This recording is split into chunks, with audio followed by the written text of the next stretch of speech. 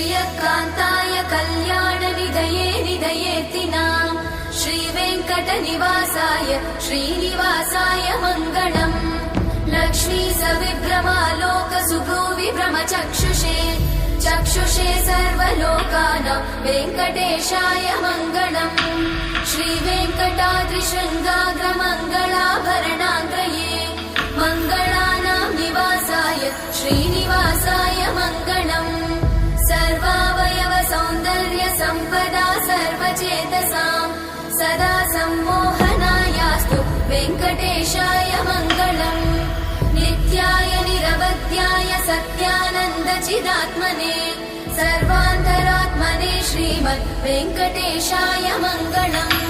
स्वतः सर्वविदे सर्वशक्तये सर्वशेषिने सुलभाय सुशीलाय वेङ्कटेशाय मङ्गलम्